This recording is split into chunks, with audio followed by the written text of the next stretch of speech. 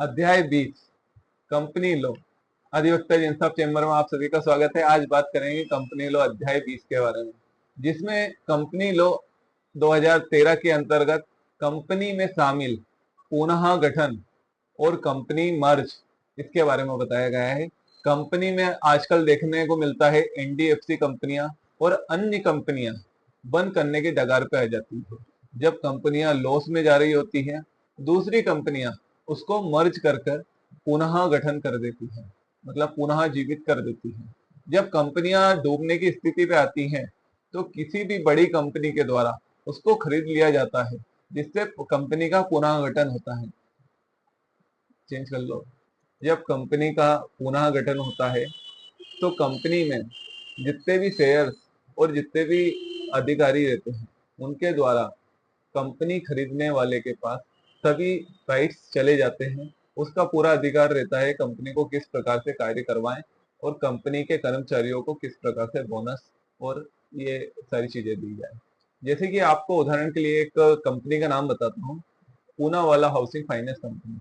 जब यह लॉस में जाने लगी थी, तो एक गिरी होम कंपनी नाम से एक कंपनी थी जिसने पूनावाला को परचेस कर लिया था।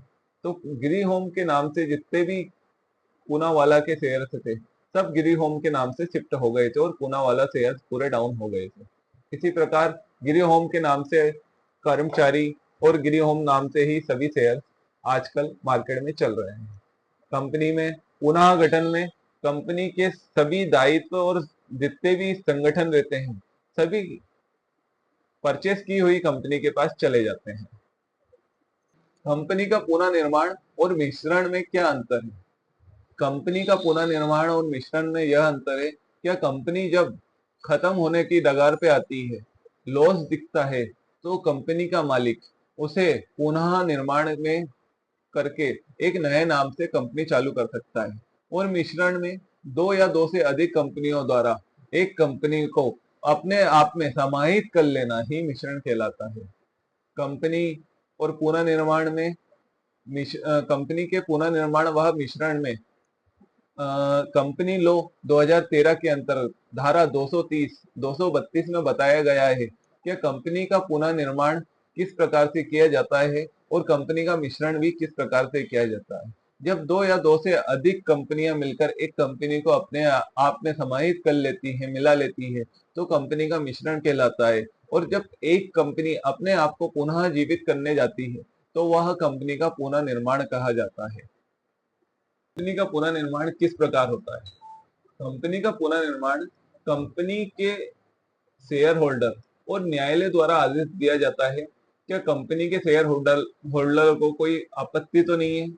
कंपनी के शेयर होल्डर का कहीं लॉस तो नहीं हो रहा है? इस कंडीशन में न्यायालय द्वारा आदेश दिया जाता है कि पूरा जो शेयर है कंपनी के शेयर होल्डर के पास जाए। उसके बाद उनके आदेश अनुसार कंपनी का किसी भी कंपनी के साथ पुनः निर्माण किया जाए या मिश्रण किया जाए। कंपनी के जितने भी राइट्स और दायित्व रहते हैं, इसका निर्धारण और इसका आदेश न्यायालय द्वारा ही दिया जाता है। धन्यवाद। इसी के साथ अध्याय 20 खत्म होता है। आगे बात करेंगे अध्याय 21 के बारे में, जिसमें आपको कंपनी लॉ के परिचालन के बारे में बताया जाएगा और कंपनी के बारे में कर्मचारियों को क्या लाभ होना चाहिए और क्या लॉस होता है, उनके द्वारा क्या भेदभाव किया जा रहा है, इसके बारे में भी आगे आपको बताएंगे। इसके साथ हमारे साथ बने रहिए। हमारे यूट्यूब चैनल को सब्सक्राइब और इंस्टाग्राम पेज को फॉलो जरूर कीजिए। धन्यवाद।